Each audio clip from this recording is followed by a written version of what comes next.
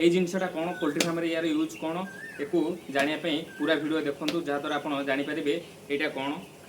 नमस्कार दर्शक बंधु मु आपणकर हापी फार्मर स्वागत कर फार्मिंग सत्य चैनल को। आज आमर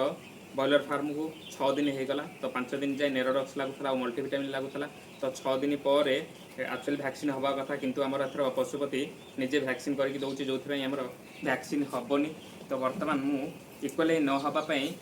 निजे मेडिसिन तैयारी करके देवी तो घरे निजे मु मेडिसिन तैयारी कले पाखापाखि 100 टଙ୍କା भितर हो जाऊँगी आ भल कम भी करुँची। जदि बेसी आफेक्टेड होते चिया को ताले आपण मेडिसिन लगातु जदि आगुरी प्रिकसन दबा चाहूँगी ताले निजे मेडिसिन तैयारी करके लगे पारे जहाँद्वारा आपणकर कम पैसा आपणकर मेडिसिन तैयारी हो भल कम भी आसब। तो बर्तमान मो पाखे अच्छी पानी ये भिनेगार पाखे अच्छी है कपर सल्फेट देखो कपर सल्फेटा ये ब्लू कलर आसो तो 1 लिटर पानी आप ने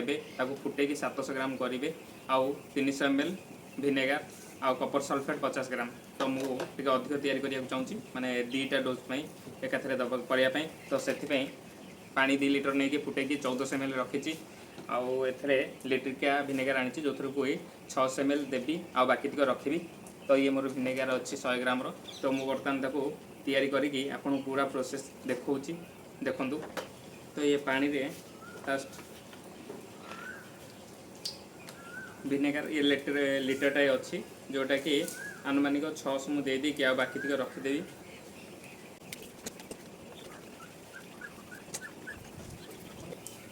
पाखापाखि ये 400 ml अच्छी एथरे देदेली 600 ml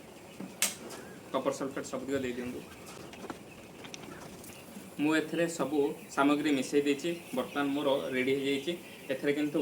कपर सल्फेट तले बसी जाइए जोटा कि मुझे ये भाव में करके भल भाव में मिसई देवी आउ एक मिसी सारापर मुझे राति यूज भी करी आउ एक मु पाखापाखि वर्षे है यूज कर जोटा कि मोर भल रिजल्ट दूसरी आपण एक यूज करने पूर्व भी आपड़ जब मन में किसी डाउट रोचे आप निज भेटनारी डॉक्टर सह कि जहाँ सह परामर्श नौ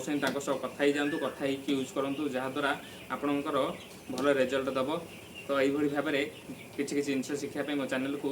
सब्सक्राइब करूँ आउ बेल आइकन को दबाई दिंतु जहाँद्वारा आप प्रति वीडियो ठीक समय पाइपर। धन्यवाद।